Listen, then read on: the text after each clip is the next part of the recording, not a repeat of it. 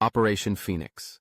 In the aftermath of the Cold War and the violent upheaval of the Yugoslav wars, NATO was confronted with a new kind of challenge: how to rebuild where destruction had dominated. Operation Phoenix was born from this necessity. Aptly named after the mythical bird that rises from its own ashes, this NATO initiative symbolized a strategic rebirth, not only of shattered nations, but of NATO's mission itself. It was no longer just a military alliance focused on collective defense. It was now a force for reconstruction, reconciliation, and resilience. Launched in the early 2000s, Operation Phoenix was not a single battlefield deployment.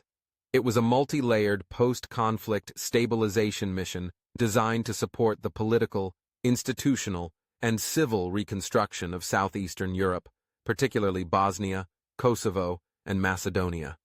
It worked in tandem with NATO's military presence in the region, especially KFOR and SFOR, but its focus was on building up, not holding down. The operation's objectives were clear: rebuild civilian infrastructure, restore local governance, retrain local police and military forces, and help war-torn communities regain a sense of stability and self-reliance. Phoenix missions involved NATO engineers rebuilding schools, bridges, and roads destroyed in the wars.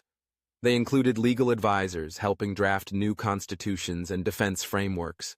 They brought in trainers who mentored new multi-ethnic police units, turning former adversaries into law enforcement professionals working side by side.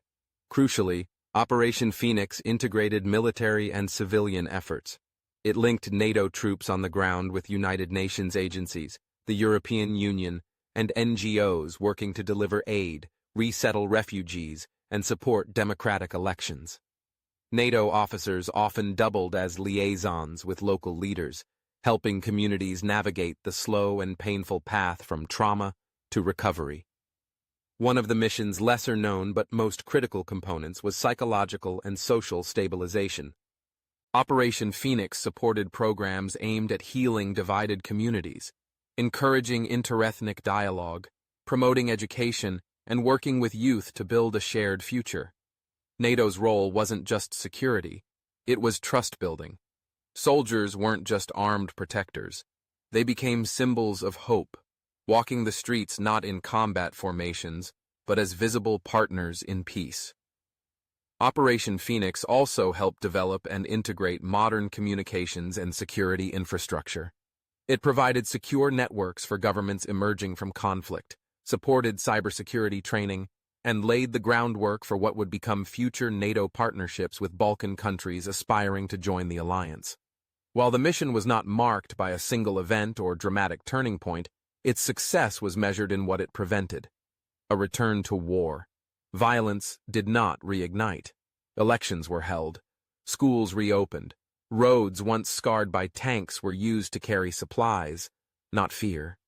Slowly, the embers of the old wars cooled, and something new began to take root.